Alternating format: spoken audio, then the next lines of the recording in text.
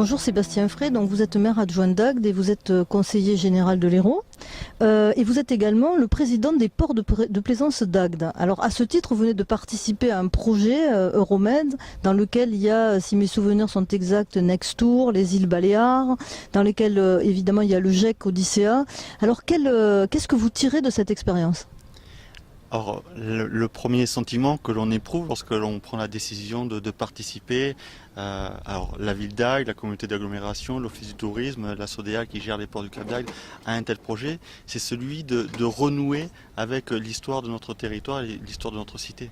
Puisque vous n'êtes pas sans savoir que le Cap d'Agde a été précédé et de longtemps par l'un des anciens comptoirs grecs, phocéens, puisque après Massalia, Agathe-Tike avait été le plus ancien des comptoirs grecs du littoral méditerranéen français. Et aujourd'hui, nous voulons, comme l'avaient fait nos prédécesseurs il y a plusieurs millénaires maintenant, mettre en réseau les comptoirs de cette mer qui nous a donné naissance pour valoriser un territoire. Donc nous voulons mettre en réseau d'une part les acteurs de notre petit territoire, à savoir les producteurs, les acteurs du tourisme moderne, autour du port du Cap d'Agde qui est l'un des plus grands ports de plaisance de Méditerranée française. Et puis aussi participer à un réseau d'acteurs du tourisme du bassin méditerranéen. Le bassin méditerranéen étant la principale destination touristique mondiale. Et donc tout ça finalement, cette prise de conscience d'un nouveau tourisme, un tourisme bleu, un tourisme vert, un tourisme basé sur le développement durable, la qualité, le territoire, ça vient finalement du monde de la plaisance.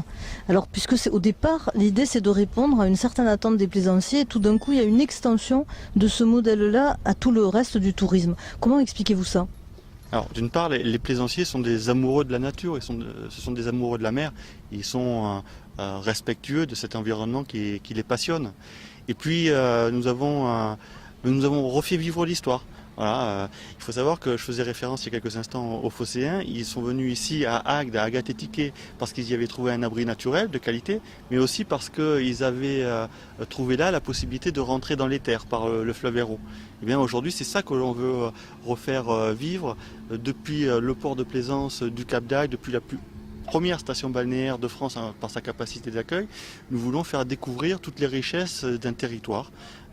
Et donc les viticulteurs, avec notamment Vinocap, les producteurs, les agriculteurs seront mis autour de la table pour constituer un projet de développement touristique qui sera offert à une clientèle qui de toute façon, et nous en sommes tous conscients ici, veut plus que nos plages maintenant. Ils veulent un littoral, mais ils veulent aussi une gamme enrichie de produits authentiques et de grande qualité. Donc dans ce domaine-là, nous avons à cœur de leur répondre parce qu'on sait que le tourisme, c'est un marché qui évolue très très vite avec une concurrence de plus en plus forte. Et dans ce cadre-là, vous pensez que la complémentarité de tous les ports de Méditerranée, puisqu'il s'agit de ça, on imagine que les plaisanciers cabotent, etc., cette complémentarité, elle peut donner naissance à un réseau de ports tel que le veut Odyssea, un réseau de ports qui permettent d'avoir à la fois une offre globalisée mais très particulière et très ciblée ? Je le souhaite de tout cœur. Je le souhaite intimement. J'espère que nous saurons créer autour de cette mer les conditions de la réussite d'un projet de développement touristique au niveau international. Et on a déjà eu des rencontres ici à Agde, notamment à l'occasion d'un salon nautique qui est parmi les plus importants de France, des acteurs du bassin méditerranéen avec des gens issus de l'autre rive de la Méditerranée pour porter ce projet, pour le faire vivre ensemble. J'allais vous en parler, j'entends un petit accent qui se bouscule dans votre voix et je me dis qu'est-ce que ça veut dire pour Monsieur Frey être méditerranéen en 2013 ? Alors vous savez, moi je suis très fier d'être un enfant d'ici et je crois d'ailleurs que c'est un sentiment partagé par toutes celles et tous ceux qui ont la même histoire que moi, personnelle. Et on est fier d'être du bord de mer, on est fier d'être du sud et on a alors on a certes quelques défauts et qu'on n'essaie même pas de cacher le plus. C'est toujours l'envers d'une qualité. Mais les gens d'ici ont de grandes qualités qu'ils cachent parfois par pudeur, mais ce sont des gens qui savent accueillir les autres. qui ont des tempéraments et des caractères bien trempés. Et ils sont aussi les héritiers, et c'est ce qui fait aussi la raison de cette authenticité, les héritiers d'une histoire, d'une longue et belle histoire que l'on veut faire prospérer et que l'on veut faire connaître au plus grand nombre. Vous croyez que malgré toutes ces difficultés religieuses, historiques, politiques, la Méditerranée va redevenir un centre de gravité très important pour l'Europe?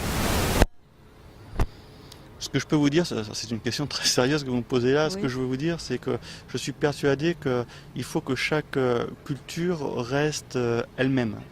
Et par conséquent, moi je suis de ceux qui pensent que ont toujours raison les gens qui, chez eux, défendent leur tradition, défendent leur façon de voir le monde. Alors bien évidemment, il faut s'ouvrir au reste du monde. Mais lorsqu'on va visiter un pays, on est le plus intéressé par les traditions de ce pays. On ne va pas y imposer ses goûts culinaires, vestimentaires ou autres. Et donc je pense que la Méditerranée peut être justement le lieu où différentes cultures se côtoient. Il faut que chacune respecte l'autre. Ici en France, nous avons une histoire judéo-chrétienne. On en est fiers, il faut la faire découvrir. Ailleurs, il y a des histoires différentes. Eh bien, il faut qu'ils soient fiers aussi de leur histoire et nous la respecterons comme eux respecteront ce qui est la nôtre. Voilà. Donc la Méditerranée, creusée des trois monothéismes, est peut-être un bel espoir pour demain. En tout cas, vous venez de citer pratiquement Voltaire dans le texte. L'important, c'est de bien cultiver son jardin. Je crois qu'à Agde, vous le cultivez très bien. Merci beaucoup.